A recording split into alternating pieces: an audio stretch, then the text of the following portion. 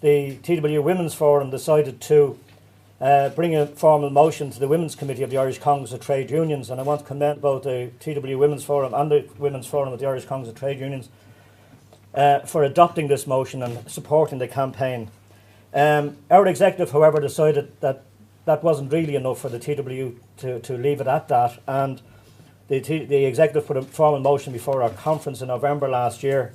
We invited along a speaker from the Immigrant Council, the Immigrant. Thank you. And stumbled there. And our conference unanimously adopted on behalf of our 45,000 members that we would support this campaign. So, like David has said, I'm not just here in the personal capacity, I'm here to represent my entire union. What I've been asked to speak about today, and I'll be as brief as I possibly can, why prostitution cannot be considered work, and ergo why it cannot be controlled by unions on behalf of the women involved. If we're going to make the distinction, you have to look at what the definition of work is, and the ILO definition of decent work, and decent work is a decent day's work for a decent day's pay. That's the concept of the word decent.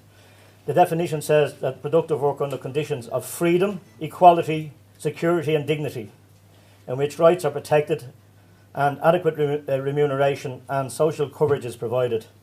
Now, what you know about this trade at the moment, you know that's not the case. So what is it? ILO also have a definition on slavery and forced labour, and they draw no distinction between slavery and forced labour in this context. Forced labour in women, they say that of all the people that are involved in forced economic exploitation, 56% of women, and of those group of women, 98% are forced into the commercial sex exploitation and therefore that industry. Harvard University have been working with the authorities in America, and they've been looking at how they can enact civil and criminal sanctions to hold the customers accountable in these circumstances, and also to pursue the traffickers and to pursue the customers and hold the customers responsible. So this is some of the issues that we'll be talking about today. But I just want you to contemplate this, if you would, for a moment. Could you just think about a young female that you know between the age of 16 and 36? Just somebody that's maybe partner, daughter, niece or a friend of yours. If you could just get a person into your head just for 1 minute. They go off shopping in Dublin City on Saturday afternoon and they don't come home. This is the sort of thing that can happen to people in other cities in relation to young women that end up on our doorstep in this industry. We're just doing it the other way around to try and give you some idea of the pain and suffering that is involved for families and people involved on the other side of the world. So somebody's kidnapped in Dublin and taken to an Asian country, beaten day and night, kept in the dark for weeks on end, deprived of light, deprived of sleep, deprived of food, injected with drugs and gang raped, and then turned over to total strangers in the foreign land for ongoing rape, up to 6 and 8 times a day. And that's really what we're talking about here.